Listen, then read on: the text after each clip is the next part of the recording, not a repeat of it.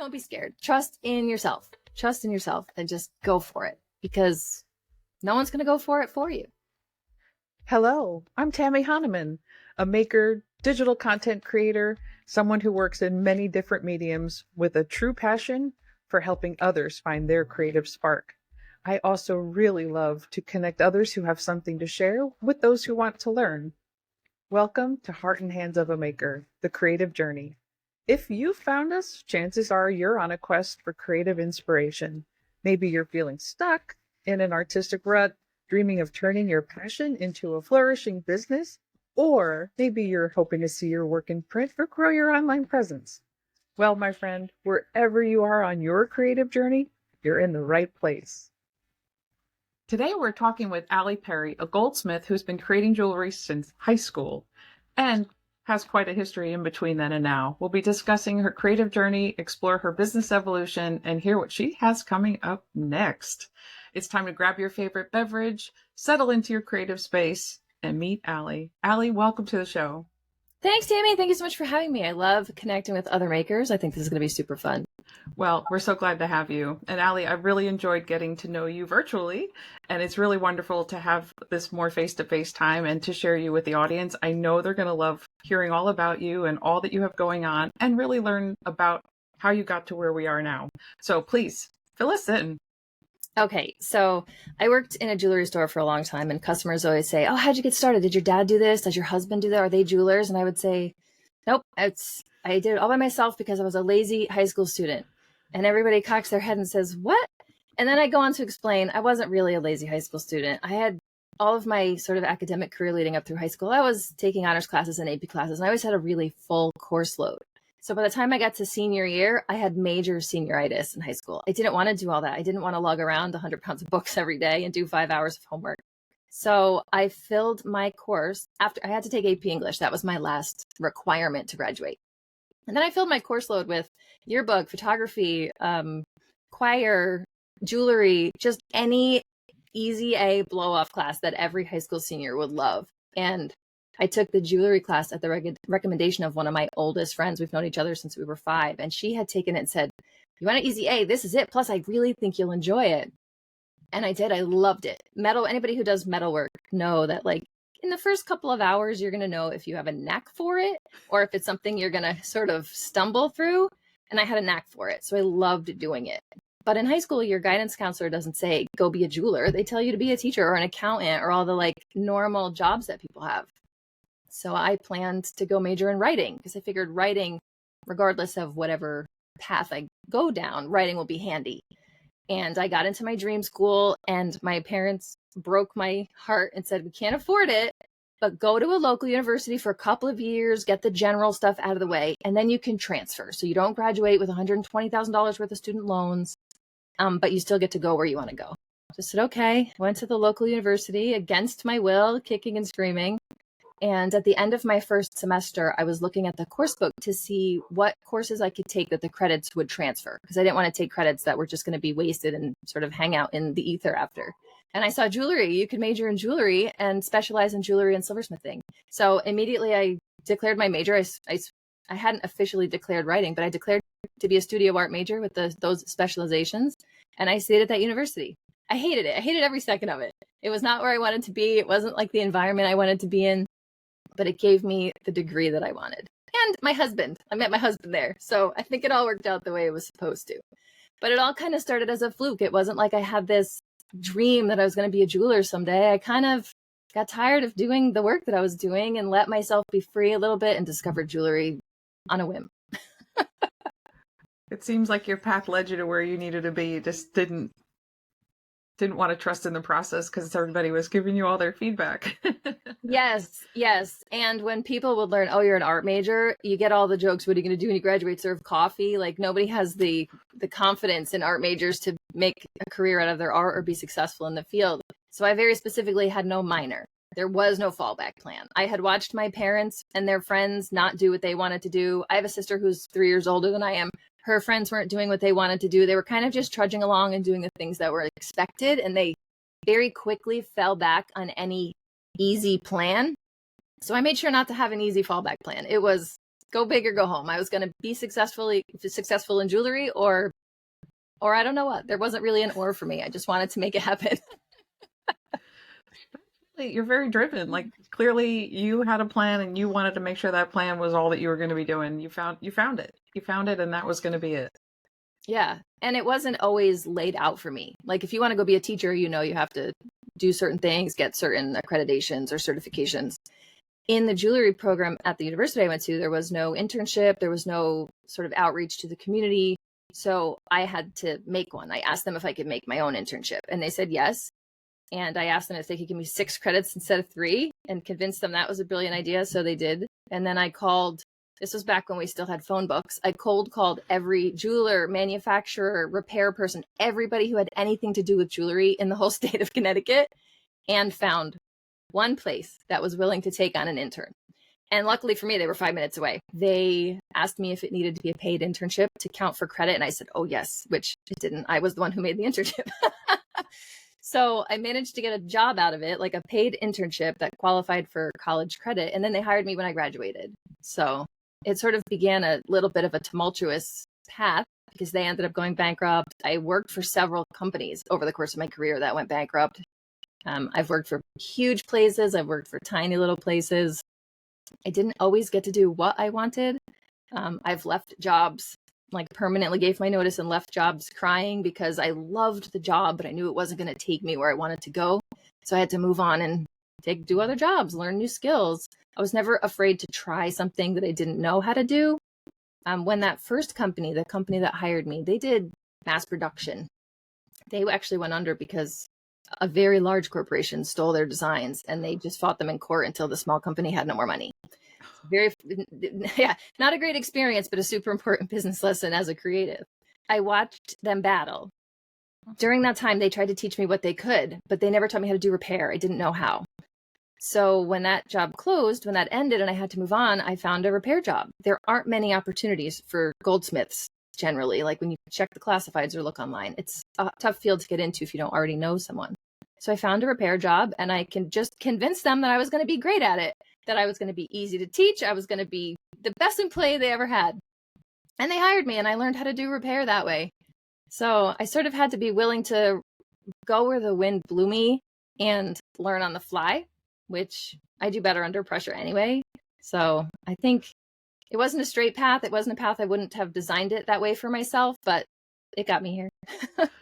Well, and you say where the wind blew you, but to me, it seems like you were very strategic in what you approached and how you approached it and how you drove home how your situation was laid out. Like you took charge whether you knew what you were doing or not. You seem to have a very clear sense of what you needed to get from each place. And that's really, 1, very brave, 2, very self-awareness. Like, that's really impressive. So impressive, especially given you were at such a younger age. I don't know if you had a mentor or anybody helping guide you on those decisions.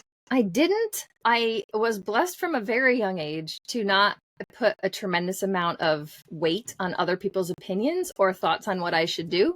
So when people were telling me how hard it was going to be and that jewelry was a tough field to break into, and every limitation that they saw, they tried to put on me, I just said, no, thank you. I mean, you're not going to know unless you try. And if you don't ask, the answer is always no. So I figured I would ask for the job I didn't know how to do. I would try to do a skill I hadn't done before. I think that's the best way for me anyway, to learn. Jump in both feet and then sink or swim. And I'd rather not sink. So I'm going to do everything I can to stay afloat in whatever I try to do. And I'm really stubborn and I don't like to quit on stuff. So once I have my eyes set on something, I'm probably going to damn near kill myself to get there. Just how it works out. It's just how I am. Yeah. Well, it's served you well. It has served you well. You've really, I agree. Opened doors for yourself. That's really, it's not easy. And it's not an easy field when you understand more of the matrix of how like smaller shops are set up. Like, it's not an easy field to break into. And I was surprised when you said that you didn't learn repair. That's usually the job everybody gets stuck in first. And it is how you learn a lot. And most people say like, oh my gosh, it was like the worst, but I learned so much. You had to actually go and find a repair job. That's Yes. When I was doing the manufacturing side of it, it wasn't just manufacturing. They really treated me like a true intern that I should get as much out of it as possible. So I went on their sales calls to Fortune 500 companies with the sample line and tried to sell the sample line. Then I went back and made part of the sample line. They let me design part of the sample line. Like, they really let me get my hands in everything. But because it was manufacturing, repair just wasn't a facet of their business.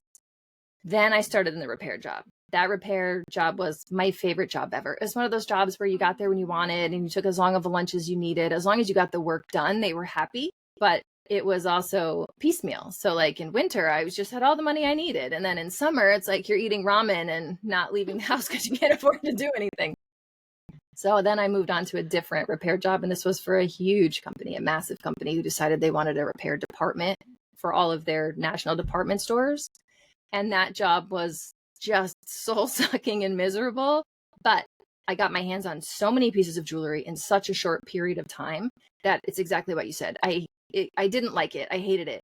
But I couldn't have learned what I learned without going through that experience. And I was only there for 4 or 5 years. They also ended up going bankrupt. That was the second company that did it. But I learned an incredible amount. And we didn't have mentors necessarily there, but there were plenty of other far more experienced goldsmiths than I was. Not all of them were willing to share information, which I later discovered was very, very a huge problem across the field. But there were two that they wouldn't necessarily volunteer information, but if I approached them with an intelligent question, they would answer it. So I had to make sure I wasn't bothering them or wasting their time, but they would share information. One of the guys didn't share it in a way that most people would have been receptive to. He would say, try this, I bet you can't do it. Or you probably can't do this, but I'll let you, try. And I would try it and I wouldn't give it back to him until I did it because, again, too stubborn. So I learned from him to spite him because I wasn't going to let him tell me that I couldn't do anything, which is, you learn different ways, you learn different things, you learn how to navigate people, which is also very important in the jewelry industry. But I learned a tremendous amount and was miserable going to work every day. I think a lot of people have been there.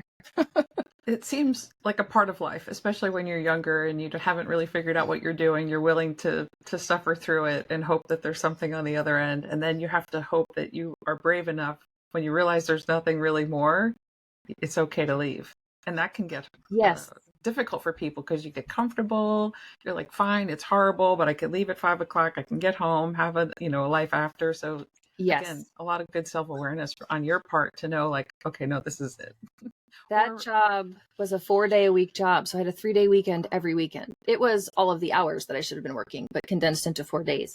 But when they saw my skill, they had a tendency to pile on more and more and more work. And with that never came more and more and more money. So I learned how to stand up for myself at that job and say, I'll do what you pay me for, but I'm not going to do extra. And if you're not going to pay me for the specific extra hard thing you're asking, I'm going to ask you to give it to someone else. And they said, well, who else are we going to give it to? I said, well, that's not my problem. Ask HR who they'd like to hire. So I learned to stand up for myself. That gave me a lot of insight into more corporate America, because while it was a jewelry shop, it was a massive corporation. So I got all of the lessons that I needed to learn about corporate America and how to navigate that so I wouldn't lose myself and I wouldn't be taken advantage of by my employer. Again, all valuable lessons. I would have been nice to learn them another way, but. Well, I don't think there's really a way to learn them other than to go through them. And it's all a matter of how you handle them and being brave enough to step up and stand up for yourself. Yeah. And my dad, from when I was little, taught me how to do anything. I was the kid holding the flashlight when he fixed the sink. He taught me how to do sheetrock. Like whatever he was doing, I was doing with him. And he sort of instilled this idea, this belief in me that. But I feel women definitely have this self-limitation and we absorb everything everybody tells us that we can't do. Yeah. And, when I was talking with Chris, it was clear. It's like, that's their belief. They're imposing their belief on you and you get the choice of whether you want to believe it or not. And that's right. Yeah. The other thing I watch people struggle with, and I have plenty of close people in my life that they'll listen to the people who are saying, you can't, you are not enough, this isn't for you. But then they don't also listen to the people who are saying, yes, you can, you are enough, this is absolutely right for you. So I think people tend to sort of internalize that negativity and not believe or brush off the positive things that people are saying because they've already internalized so much of that negativity. How could those positive things be right? They're just being nice. Yeah, right. Exactly. Exactly. One of my favorite singer-songwriters, Stephen Kellogg, and I don't know where he got the quote, but he shared a quote. Never take criticism from someone you'd never go to for advice. And I think it just sums it up so nicely because there are plenty of people who will put us down. They're not there on the other side of the coin, helping us, lifting us up, raising us up. And I don't think if they're not good enough for you to go to with a question and get help from, they're certainly not good enough to listen to when they say you can't do something. That's very powerful. It's a handy little thing.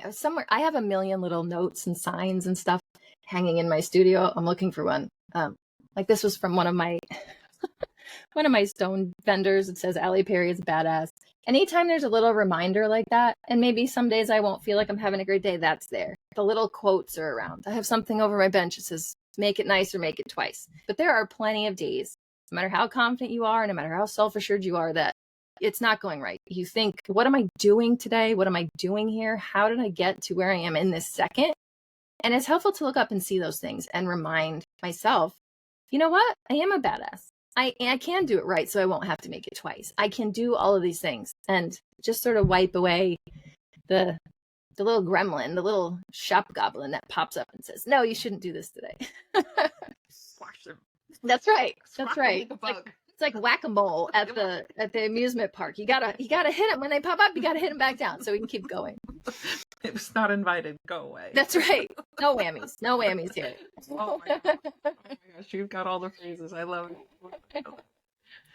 All right. So you started in high school, which is truly amazing. You carved your own path. You truly did. Like you were groundbreaking and so brave, so brave. What transpired that then changed you from working for somebody to working for yourself without getting too far ahead? Yep. COVID. Just like COVID flipped the world upside down for everybody else, it flipped the world upside down for me. And around the same time, I contracted COVID. I lost my job. I'm still not certain if I quit or I got fired. It was a conversation that had a lot of tension in it and no resolution. But then everybody got laid off for COVID. I had my business since 2002. When I first got out of college and worked for that place, the manufacturing place, that owner really did want to teach me as much as I possibly could. So he was like, get your business on the books. I'll sell you like super wholesale prices. Some of the stuff we make, you could bring it to the flea market. You could bring it to a craft show, like get yourself out there, learn how to do it. So I did. I got my business on the books. I set the business up, did a couple of craft shows here and there. But as I progressed through the field, some places viewed that as a conflict of interest. And even if they didn't, I didn't always have the time to dedicate to it. So I didn't close the business down. I filed 0 on my taxes every year, and I kept the business as an active business, even though I wasn't doing anything. So when COVID came around and I was in this sort of state of upheaval along with everyone else and super sick, I had long COVID. So probably not the best time to be making business decisions, but I rolled with it anyway. I sort of dusted off the business that had been around for 20 years at that point, almost, and dove back in. I wanted to be able to control my health, my safety. If we all know COVID stuck around longer than the month they thought we were going to be locked up for, but if something like this happens again, I needed to be sure that I wasn't going to be put in a compromising position or put in harm's way like I was last time for a business that was not my own. I sacrificed a lot for that business. I was sick for 1.5 years. I have had long COVID twice actually, but that first time I was sick for 1.5 years, and it was through no fault of my own. Had I had more power over what I was doing at the time, I would not have been going into work until the last possible second. So it was a real kick in the butt is what it was. And I just decided to go back to work. I didn't know what I was doing at all. I can sell to you in person. I'm great with people. I'm great helping people know what they want, what they don't want, what's going to be the right fit for their active lifestyle, or if they can wear something crazy because they're not so active. But over the computer, it's a lot different. And I don't know anything about building a website. I built one. 1 year later, I ended up scrapping it and starting again because I didn't do it right the first time. And it was easy to just clear the slate.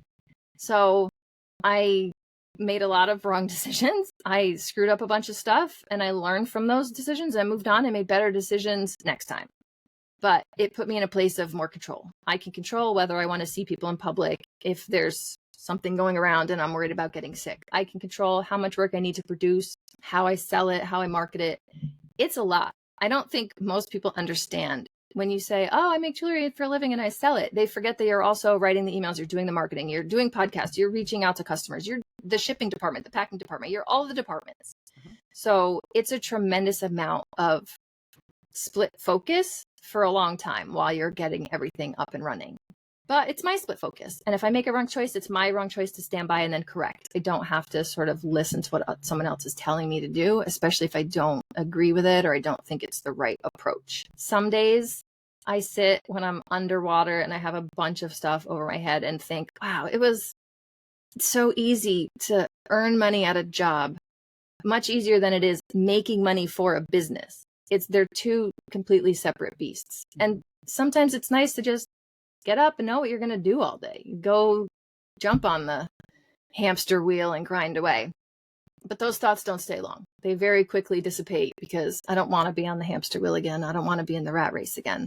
I want to serve people. I want to make fun, funky jewelry that people can express themselves with instead of wearing all the same stuff that everybody else has from the department store.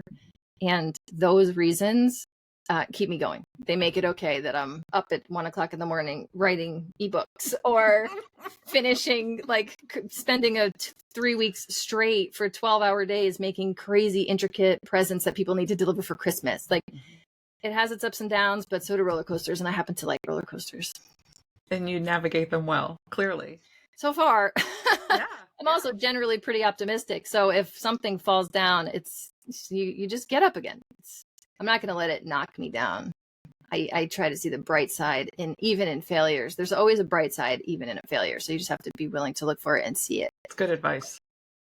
Well, and even just hearing you say that you took time, you built a website and you scrapped it when you realized it was wrong, like that would be devastating to so many people for the time, the investment, but you see it as a lesson and you learn, you fix it, you move on. Yes. And specifically with the website, there's some business phrase I'm forgetting, the sunken expense fallacy. It's something like that, in that you've devoted so much time and money to it. You shouldn't give up on it because then that time and money will have been wasted. I try not to view things like that. If it's not working, it's never going to work. I need to make it work from the beginning. If my whole goal is to have a website that is user-friendly and sells jewelry, because that's the point of owning your own business, is to make money and pay your mortgage, I wasn't going to spend years struggling and trying to do back channel things to try to fix something that was just inherently broken. It was a loss. I had to cut my losses. I had bought that program for 3 years and I used it for 1. There was no rebate on those other 2 years.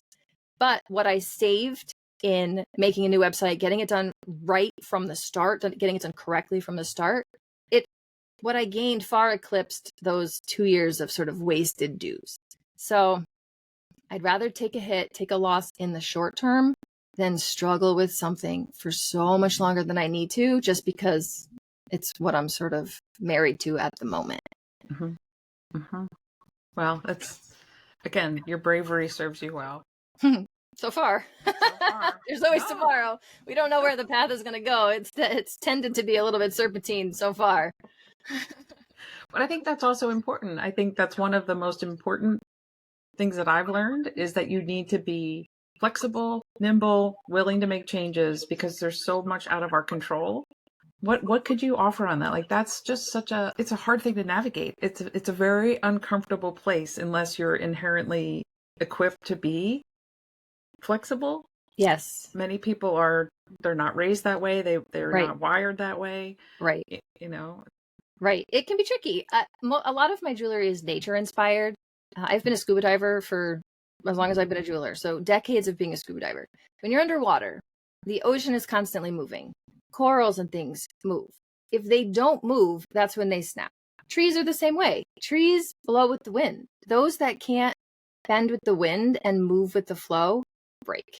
So I think it's important to learn those lessons. We have to be flexible. We have to be willing to maybe blow in a direction we weren't expecting. But if the alternative is to break, I would rather blow in a different direction. We need to have that just mobility. And from someone like me, I hate change. I don't think I can overstress how much I hate change. I am a systems person. I am a creature of habit, down to the food that I eat. But you can't let things like that weigh you down and stick you in a place that you're not going to be able to grow from. So you go with the wind, you go where the water takes you, you take a deep breath and exhale and keep going. Wonderful. Well, and you say your jewelry is nature inspired. I'd have to imagine then that you incorporate being underwater. And so what would be your advice for somebody who is not as, doesn't have as the great access to all of what you equip your life with? Like, how do you draw inspiration? How do you translate that into a design? What would you offer to somebody who's maybe just starting out and wants to kind of follow a more natural path of design? When I was in college, I couldn't draw. I still can't draw. I can draw enough to get a design idea across to a client where it makes sense. But if you take this pen away from me and ask me to draw it, it's like I've never seen a pen before in my life. What I used to do was take a big sheet of paper and pencil, crayon, pen, it doesn't matter, whatever I had nearby, and just make scribbles, big scribbles, like I was trying to get the pen to work all over the page. And then I would just sit with it.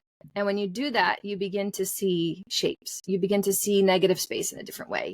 You begin to see that, oh, that pile of scribbles that is nothing now has these beautiful, organic, flowing shapes. And before I learned how to draw jewelry, I would take those shapes and say, that's beautiful. I bet if I nestled a stone into this little concavity over here, it would sit beautifully. And I would try it. And if it worked, it worked. And if it didn't, I would think, okay, either let's scrap it or let's move the stone to a different place. And I would try.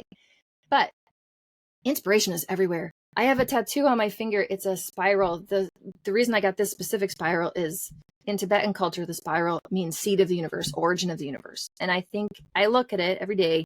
And if somebody could look at a spiral and see as that the beginning of the universe, I can look at anything and get design out of it. There is design all around us. And I constantly lament that design is not used to its full potential. All cars look the same. Everything we have in our daily life, it all looks the same. But get past that and look at, instead of the big overall picture, look at the details. Look at a curve. Look at a line. Look at how colors go together. We're all going to be innately drawn to something. I love circles. I love circles. I see them in design everywhere, even when they're not supposed to be there. So just go with what you're inherently drawn to. If you like snakes, you might think, oh, I can't do a whole jewelry line based on snakes. But there are so many people in the world. You can be 1 in a million and there's 8 of you walking around New York City. So there are other people who are going to like the things that you like. Follow that passion. Don't think, oh, I can't draw that. Nobody's going to like it. I can't make that piece of jewelry. No one's going to want to wear it. There will be.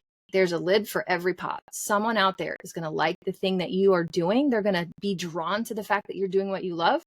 It's not a matter of not making those things. It's just a matter of finding the right people who will appreciate those things. And don't be afraid to make a weird looking thing, because I think weird is cool. And you never know where it's going to take you to make a weird looking thing. I was watching, I wish I remembered her name. I was scrolling on Instagram and I was watching this woman. She was this jeweler. She was every step of the process and she had all of these intricate pieces and she was layering all these things. And I'm thinking to myself, like, all right, you've gone way past my ability. And what she made blew my mind. It was a pair of headphones that is a ring. It had every little funny. circle, every little, I was like, what? Like the amount of work that went into it, and it's a pair of headphones. And I'm like, wait, it's a pair of headphones. That's now a ring. And it opens. I mean, it's amazing. So you're right. Design is everywhere. And, so for me, part of what you're saying, like, so if you're inspired by snakes, maybe it's something about the snake itself that you can then draw inspiration from that can lead you on a whole different path that is, again, nature inspired, but maybe it isn't a snake itself. Maybe it's the patterning on its back. Maybe it's a larger version of the pattern or the curves in it, There's so many things. Snake just happened to pop into my mind, but think about the shape of their head, the movement and articulation of their tongue. Their scales are actually really pretty shapes and they're layered and they're articulated. So maybe you could make a kinetic piece where pieces overlap and flow the way a snake does. If you take anything in your life and look at it long enough, you're going to find something to inspire another design. I don't think there are a whole lot of new ideas out there. No. It's really hard to come up with something really unique, but what you need to do is put your spin on it. I equate jewelry to handwriting. You could line up 100 people, have them write the same thing 100 times, and every single one of them is going to be different. How we approach our jewelry making is the same. It's like our handwriting. It's going to be unique to us, even if we do the exact same thing as 100 other people. We're going to have our own spin. So I think just look at stuff, really look at stuff, study everything in your life and see the lines, the shapes, the colors, the negative space, and see where it moves you, see which part you're drawn to, and then explore that further, or look for that thing that you're drawn to in everything else around you. So you could come up with sort of a more cohesive collection of ideas around that concept. And you mentioned earlier about, take that design and just get it out there. There's people out there. There's every lid for a pot. Like, what is your thought on how it would be good for people to get out there, especially if they're newer? I feel, you have such a long history and experience, but in your own space, you've only been doing it for a few years. You've had to navigate things from a different perspective just within, what are you going on year 4? Yep. So going on year 4 for myself. And you've had to learn all of the new things that are happening, and there's been a lot of change since 2020. That's even different, 2 years later. So what would you say has been what you've learned? That's something you could share for somebody who's like, all right, you know what, Allie, you've inspired me. I'm gonna quit my day job and I'm gonna go for it. I'm probably the last person that anybody should take that advice from, because that's exactly what I did. I jumped right in. There was no plan. I just did it, and it was going to work or it wasn't, but I knew it was the step I needed to take. Do it today. Do it. Maybe don't quit your job if you don't have savings enough to support yourself, but make the design today. Build the piece of jewelry today. Even if you think you can't do the skill, do it today. First of all, none of us are guaranteed it tomorrow. We just aren't. Today is all we have. There's also never going to be a perfect time for anything. People always say, oh, we'll buy a house and we are more secure in our jobs. We'll have kids when we make more money. We'll do this when this other thing falls into place. I gotta tell you, nothing ever just happens to fall into place. We have to make things fall into place. We have to put conscious effort into the things that we want to go. And even if we do that, it doesn't mean it's going to work the way we want. Don't wait for things to be the right, exact, perfect time to do something. Jump in. Maybe you have to jump in as a side hustle. Maybe you do a side hustle for a couple of years and it turns into a full-fledged business. And then you could quit that job you hate and do the things that you want to do all day long, which is the other misconception. People think, oh, you work for yourself, you must get to do whatever you want, whenever you want to do it. No. Not quite. But maybe you have to side hustle before you could do that. Maybe you do it for a couple of years as a side hustle and you realize, oh, this is not at all what I wanted to do. I thought I wanted to be a wire artist, but it turns out I really like stones. Maybe I want to be a lapidary artist. Maybe I want to cut stones. So don't be afraid to dive in, and don't be afraid to take the fork in the road when you come to it. Don't feel like you have to stick to a plan just because you think that's your plan, because plans they're nice to have. I set goals every year. It's nice to have goals, but I don't think goals need to be like a report card at the end of the year to tell you how well you did or how bad you did. I think they're just a little bit of maybe a barometer of how good we are at setting goals, but we could fail at all of our goals and still be successful in so many other ways that those first goals transitioned into. So don't be scared. It's the simplest piece of advice that no one will ever listen to. Don't be scared. Trust in yourself. Trust in yourself and just go for it, because no one's going to go for it for you. No, it's certainly not going to happen for you. You have to be the one. Yep. But I do think that there's a value in community. Yep. And finding your people and not relying, like you were saying earlier, there's going to be people out there that are going to give you negative feedback, but there's also going to be people who are going to give you honest feedback and positive feedback. And you need to want to gravitate toward people, not just because they're going to be kind to you, but because they really have a similarity in ways. Like what is your thought there? Because the jewelry world is a big world. As small as we are, we have a lot of pockets. Yes. The jewelry world is huge, global, and timeless. As long as people have been around, people have been wearing jewelry and adornments. Having community is really important. And I'm actually in sort of two groups of people. One is a mass DM. It's a group of us who DM on Instagram all the time, who are jewelers, tool makers, but we're all in the jewelry field.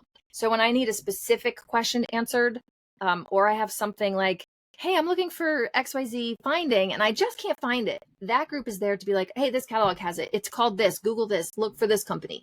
So that's really good for jewelry specific resources. It's also good for just complaining.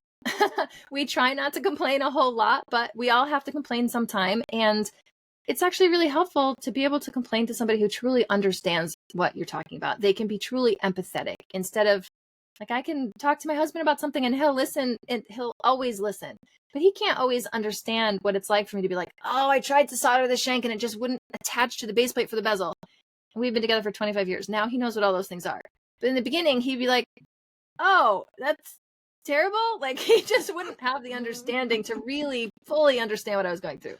The other group I'm in, we're in a Discord chat of small business owners, but not jewelers. I'm the only jeweler. Most of them are woodworkers. Some are other things, but that's another good place for me to be like, hey guys, I'm thinking about a new line, or I'm thinking about terminology to describe a new line or use in my marketing.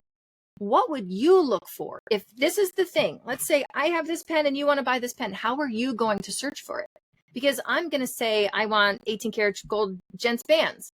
Most people don't think about 18 karat gold gents bands. They think, oh, I want a wide ring. They think about it in the terms of their vernacular, not the industry vernacular.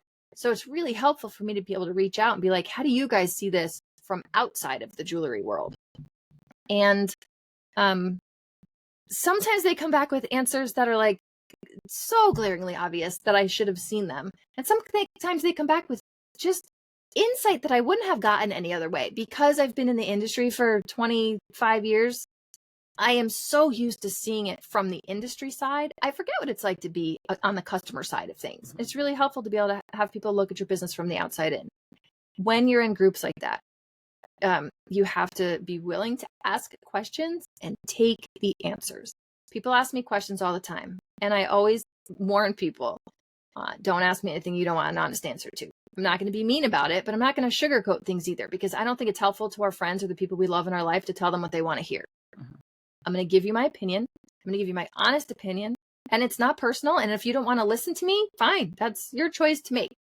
But you have to be able to not internalize the negative, might be a strong word, but the negative stuff that people say about your business, your work, your whatever it is. Listen to them, take it with a grain of salt. Don't take it personally, because it has nothing to do with you.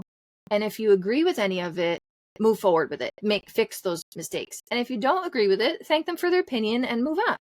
But don't take it personally. Listen first before you talk, and then decide which of that information you want to kind of run with. Listen before you talk. And I feel we know what we want to hear. It's like when you go to your husband and you're like, what do you think of this dress? And you want him to say, it really looks great. And he says, are you really wearing that? And you're like, yes. Yeah. Right. Again, I'm very lucky in that if I had two options and my husband's like, oh, I like the gray one, I'd be like, I really like the blue one, so I'm going to wear the blue one. I will ask people's opinions. Frequently, I know what I want them to say. Just like you're saying, I know what answer I'm looking for. I heard once that if you need to make a decision and you're not sure, you should flip a coin. Not that the coin will make the decision for you, but when the coin's in the air, you're going to know if you want it to land heads or tails. Yep. And then that's how you'll sort of help yourself understand, oh, I did know what I wanted this whole time. So like, please pick the blue one. Please. Yeah, right. Sometimes just in asking the question, you'll hope for an answer, and then you have the answer, even if you didn't think you had the answer to begin with. But yeah, just listen. Be willing to listen to people. Don't be the smartest one in the room either. Surround yourself with people who have been there, done that, who have the experience, they might not have the specific answers you're looking for specifically. Like if I have a jewelry question, they might not have that, but they might have a business answer for me that I could translate to jewelry. I take a lot of webinars. I try to take a lot of jewelry related webinars, but I also take small business webinars, coaching webinars, things like that, because again, they're outside of the field. So they're going to see things differently than I will. And when you're selling jewelry, specifically one of a kind jewelry, most of the pieces I make are one-offs. It's just one of a kind. I can't necessarily market those things because you can't dump a whole lot of energy and money and time into marketing one piece, because then if it sells, all of your marketing material is useless. It's really about selling us as people. I want people to know me. I want them to buy the cool thing I made because they appreciate me and what I'm doing. Listening to business coaches can be a slippery slope. You have to know what's good advice and what's a sales tactic, but it's helpful to see it from other sides. It's helpful to learn how to present yourself, how to get people to understand who you are. Because if you're in sales, no matter what you're selling, it's all about relationships first. You need to build a relationship with your client or it won't be sustainable. And I think COVID has definitely emphasized that. There was a big shift in the whole world, clearly. Yes. But it really made us need to be more relationship based because you couldn't be in person. yet we Yes. all needed to somehow figure out how to stay in business. Yes. And so you had to really let them get to know you and be more authentic and be more willing to fall flat in your face in front of everybody. Yes. So they Yes. really know you. They understand where you're coming from. And then they love you and you as your brand. And then Yes. they see what you make. And they still can make a decision, but they still really may be attracted to you. And Yep. it's so important. It's so important. And Yes. it's not easy. It's not No. necessarily easy. It can be draining. It can be, Yes. it also becomes one more thing you have to do while you're Yes. running a business. Yep. I took a huge amount of advantage of social media in 2020, as most people did. Social media has its ups and downs. It has its pros and cons, but it does help you build that community. The problem with things like social media is that it's a highlight reel. People aren't sharing when they're failing. They're not sharing those days when they're just nothing's going right and they want to, go wander in the woods for several hours. I like to share that stuff. I've been at this a long time. So technically, I'm lucky to not experience a lot of technical downfalls. A lot of the stuff I do at the bench is rote at this point. I've done it for so long, I'm doing it out of habit. But when I do have something that goes wrong or could have gone better, I like to share those with people. I like to share that experience because I know why I went wrong. I know how to fix it, but someone else might not know. They might not have known to avoid it. They might not know how to fix it when it does go sideways. So I think being honest and authentic in your relationship building and your community building is super important. Nobody wants to be following this perfect person who's perfect all the time and has all the things done best for them all the time. That's unrealistic. Nobody's like that. Nobody's like that. We need to show our true selves and be honest about just everything. Don't be mean. Like I said before, don't be mean when you're being honest, but be honest. Share who you are. Share your bad days along with the good, because you're not the only one having a bad day, and you never know who's going to see your post and be like, oh my God, she has days like this too. I don't feel so bad as I'm on my sort of journey of learning. So share it. Warts and all. Share everything. Warts and all.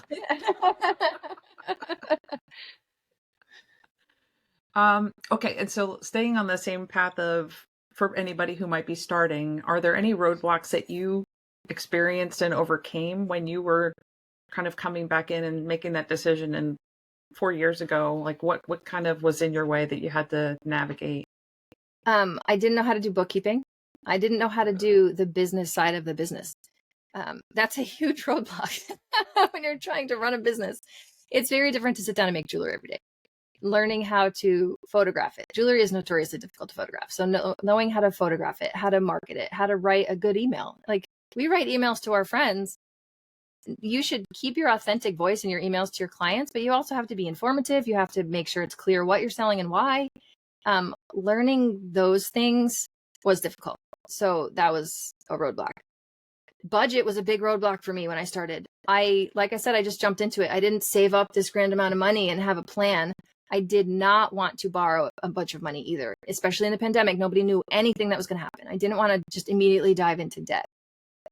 My specialty for probably 15 years before I went into business for myself was high-end jewelry, stone setting. I was working with gold and platinum and diamonds, and not silver and turquoise I've been working with. So to sit down and say, oh, I want to make this whole line, and then realize you're going to need $15,000 worth of materials to get it started, and you don't have $15,000 of materials, you have to learn to pivot really quickly. That was a huge roadblock. Jewelry tools are also very expensive. So not starting out with just a Scrooge McDuck vault full of gold coins was challenging. You're piecing together, you're borrowing tools, you're making do with what you have instead of using the tool that's actually right for the job. Money, everybody is familiar with the concept of money as a roadblock in our personal life or our professional life, but trying to do fine jewelry, that was a huge roadblock for me. And then just the technical side of it, not knowing how to build a website, deciding I'm going to sell online and not knowing how to build a website was a hurdle. So I think when you're starting in business, unless you've gone to business school, which I did not, it's just hurdle after hurdle after hurdle after hurdle after hurdle. It's all fires that you have to put out constantly. And you just put one out and worry about the next one. You can't look at all of the things that are your roadblocks. You pick one and you get over it. And then you pick the next one and you get over it. because they don't stop coming either. It's not like you knock down all the roadblocks and then it's smooth sailing. There's constantly a wrench in your plans, no matter what you're doing. Whether it's internal or external, there are plenty of wrenches flying at your plans all the time. And you have faced your challenges ever since, like since you started more on your own, and other things that have helped kind of shape where you're headed? Yes. One of the things, we all think that work is going to be just work, but when you're one person doing everything, your personal life really seeps into everything you're doing. And at the end of 2022, I developed cataract. 20 years before most people develop cataract. I developed cataract. I was losing vision in my right eye. I couldn't see to do the super fine work. I lost most of 2023 work-wise. I was doing everything I could do to write my blog, do computer work, do administrative work, learn marketing, take classes online. I did everything I could do while I couldn't see to do the really fine work. But you never know what kind of health ailment or what kind of hiccup is going to present itself. I had to have the cataract surgery. It took them months to get my prescription settled. I finally now have glasses that I could work with, but you don't realize that even if you take the marketing class, take the business class, learn how to do your bookkeeping, you could have a cataract. You could have something that just stops you absolutely dead in your tracks, and you have to be able to pivot. I think people starting out should know to diversify. Don't put all their eggs in one basket. And if we could find passive income streams or more passive income streams, like merch, I designed merch that I could sell where I wasn't have to physically make every piece. It's wise to do that because you never know what's going to happen. You never know. We as jewelers work with our hands every day. If I decide to go snowboarding and break my wrist, that's 2 months right there that I can't work. So you have to really consider all of those things.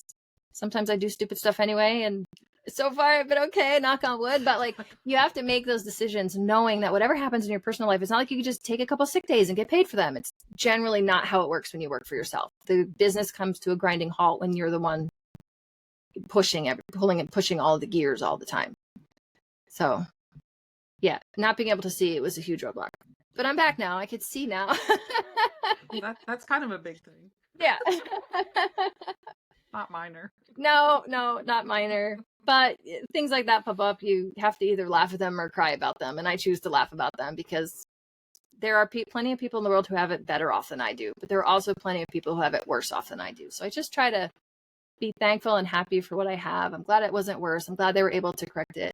You have to find the good things about the bad things that are happening to you. Otherwise, they will consume you. And I do feel that life, like, I don't want to be too transcendental. Mm-hmm. You know, like we are on a path, and even though we think we should be headed this way and the path is taking us this way, the more we fight to just follow the path, the harder it's going to be. The path likely is getting to where you want to go, but it's got to go a certain way. Yep. You I completely agree. Yes, I completely agree. I'm not a huge planner.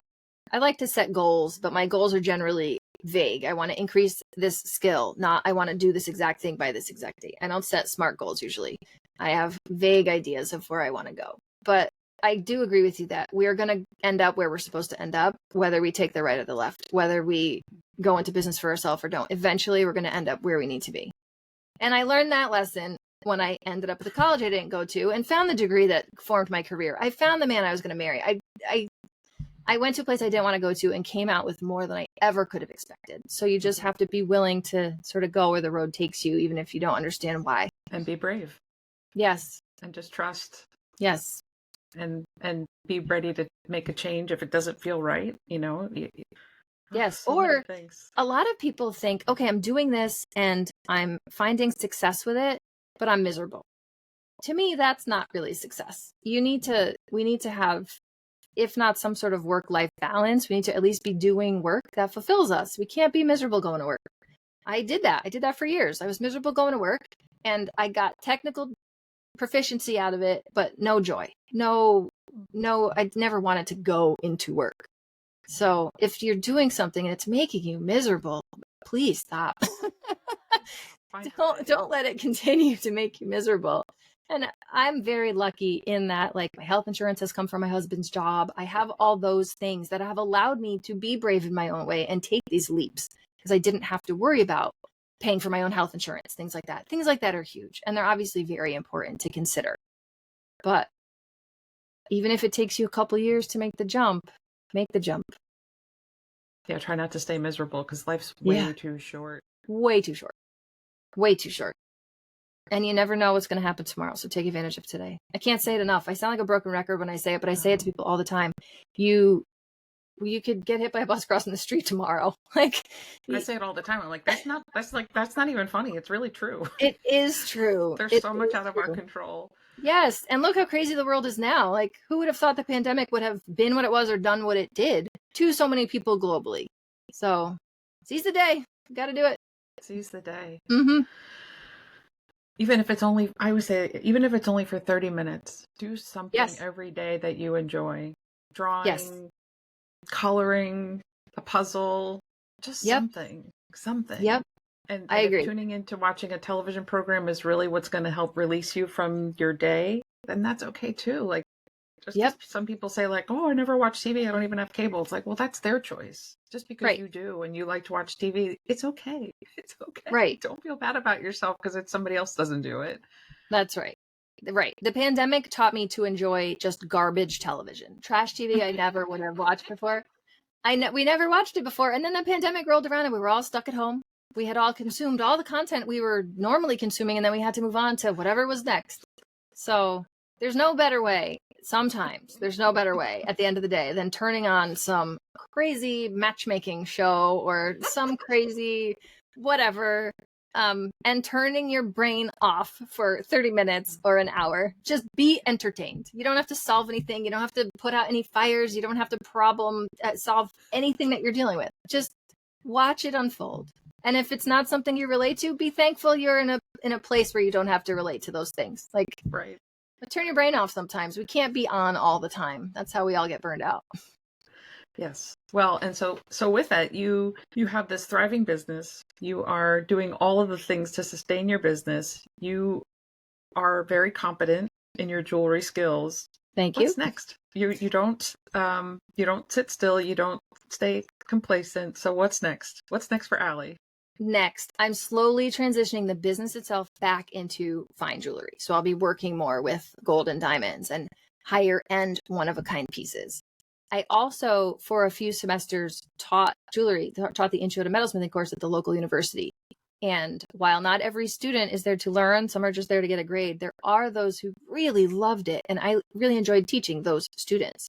So I'm hoping to offer some online classes. So people who maybe have their own jewelry set up, they have their own tools, even if they're beginner tools, can have me as a mentor, take my classes and learn everything that I've sort of tucked into my toolbox, mental or otherwise, over the past several decades, and learn it in an abbreviated way. Don't spend decades learning it from me really quickly. I hope to be able to offer classes like that. And some just small business classes, not on the business side of it, because that changes so rapidly. I would never be able to keep up with like rules and regulations, but like how to pick your packaging, how to establish your brand, how to do things like pick your brand colors or your fonts. There's a lot of things people don't think about that I think would be fun to share with whoever wants to learn it, really. And I love learning, but I'm really not a big fan of being in a classroom. So I think offering it online at a sort of self-regulated pace where people can visit the information whenever they want it or need it, or go back to refresh when they need it. It's how I learn best. So that's probably how I'll relay that information to people. And I just wrote my first ebook. In all my life, I've always wanted to write a book, always. I started with an ebook. One of the biggest questions, and I'm sure you get this question all the time, is how do I know what ring size I wear? How do I know what my bracelet size is? How do I pick my jewelry size? How do I figure it out myself? I don't know any jewelers. So that's what the ebook is, how to find your perfect jewelry size. I walk people through how to measure their wrists or their fingers or the jewelry they already have to figure out what size that jewelry is so they can figure out what size they need, what sizes they're comfortable with, and how to do it at home with the tools they already have. And if they don't want to use the tools they already have, I threw in a bunch of links for the tools they can buy. Wonderful. So when people say, how do I get my ring size? I don't know what to do. I could just share this ebook with them and they can learn themselves. I also try to write a lot of informational stuff about my blog. I write a lot of articles on what does 14 karat mean? What are the alloys in my jewelry? Why am I having an allergic reaction? How do I clean my jewelry? Again, these are all things that I take for granted because I've been in the industry for so long, but they're questions that don't go away. It's the same perennial questions that I constantly get. So I try to answer them so my customers could be making educated decisions. They can inform themselves on things that they may not know. And you have an inner circle, right? Is that what your program is? It's called In the Loop because In the Loop. I love puns. And for those outside of the jewelry world, a loop is a little magnifying glass that you use to see the tiny bits of what you're doing. So it's In the Loop. In the Loop is my insider club. They get all my articles I deliver right to their email box every week. And when I have a shop update, which because of the cataract, I have been slow to release, but I'll be getting those back on schedule this year. When I have shop updates, the people who are in the loop get early access. They get 24 hours of early shopping access, which when I'm making one-of-a-kind pieces, there have been pieces where several people are clamoring for the same piece. So getting on that email list and having that early access could be the difference in getting the piece you want or being a little bit too slow at the sort of shop update release time. Wonderful. Wonderful. So you've got a lot on your plate. You've got a lot coming. Your book is out. You'll likely be creating more content. Your blogs are current. I mean, you're writing fairly regularly, so you are leveraging that writing interest. Yep, that was one of my goals for this year. For the past 4 years, I've said, I'm going to grow my email list and I'm going to write to them weekly. I'm going to help them learn about jewelry. And for 3 years, I did none of that. I just couldn't get rolling. I would send an email once and then not for 6 months and then 3 in a row. This was the year that I said, once a week, I'm going to write a useful, helpful article. It's not going to be sales related. I'm not going to be pitching anything. I'm just going to educate people on the questions that I have received most over my career. And so far, I mean, we're at the end of March, haven't missed a week yet. So, awesome. Yeah, I hope people are finding them useful. Well, you should ask them. I ask the people on my email list questions all the time. Sometimes it's an echo chamber. Sometimes they tell me what I've said to them. They just regurgitate it. Sometimes they don't write back at all. Sometimes they ask me things or have questions that I never would have thought of. The Discord group, the other business owners, I asked them at one point, what would you guys want to learn about jewelry? And the answers they came back with were 75% of them were not things that I would have thought of. Because again, I'm viewing it from this side of the wall, not their side of the wall. So I took all their ideas. I plotted out the whole year worth of every week's worth of articles. I cover the birthstones. I try to cover things that are topical, and I'm doing it every week. And hopefully I could stay on that schedule. We'll see.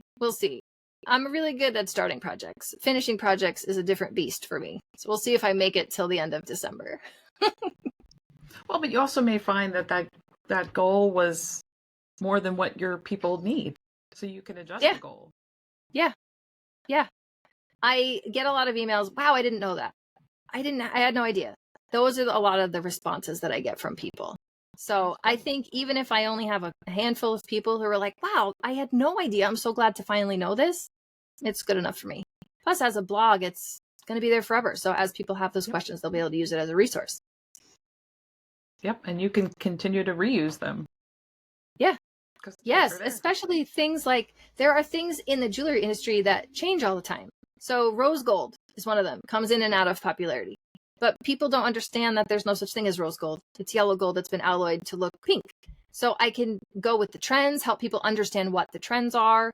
Layered necklaces are huge right now, but nobody knows what size to wear or what is the appropriate weight chain for a pendant. They just don't know that. And with everything in the world having prices like we're shopping at an airport, we need to be careful about what we're spending our money on. So I want you to make sure you're buying the right chain, especially if you want to buy multiples of it. You don't want to get that sort of thing wrong or have to do it by trial and error. So yeah, reusing the information and tailoring it in a way that helps people now with what they're encountering right now. It's really very generous of you, really. I think the jewelry field is one where people like to hoard information.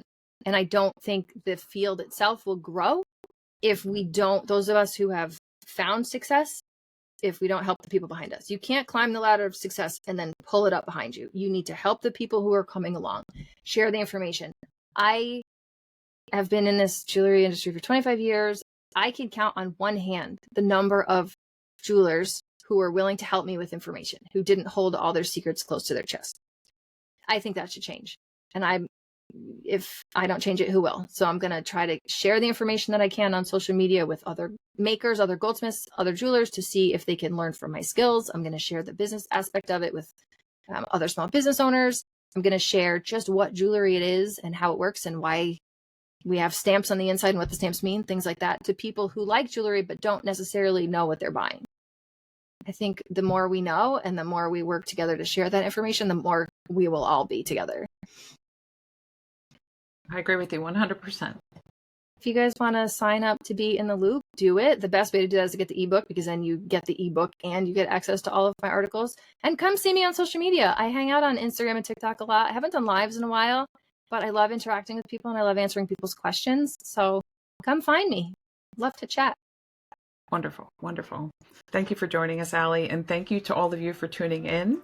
It's such a pleasure to meet people like Allie and my maker journey. And I'm sure, given our conversation today, there are many, many tidbits of information that you can take from what Allie shared and really apply it to whatever you're working on and wherever you are on your path. And if you're on that ladder, you know she has her hand out there for you to help you along. So be sure to follow up with us on the show notes page, because there's so many links to all the different things and ways that you can find Allie, and definitely take her up on her offer to find her on social media and hang out with her, because there's so much more in that beautiful brain of hers that she's just opened up and offering to everybody. So take her up on that. She's sincere and she means it. So thank you, Allie. Thank you for having me. It was really a pleasure to connect with you today. Likewise. Thank you. So that's a wrap on another episode of Heart and Hands of a Maker. It's been so wonderful sharing this time with you. Thank you for tuning in. And if you want more, be sure to head over to tamarahonaman.com/podcast for today's show notes and links to make it easy for you to find Allie. To be sure you never miss an episode, follow Heart and Hands of a Maker on your favorite podcast platform.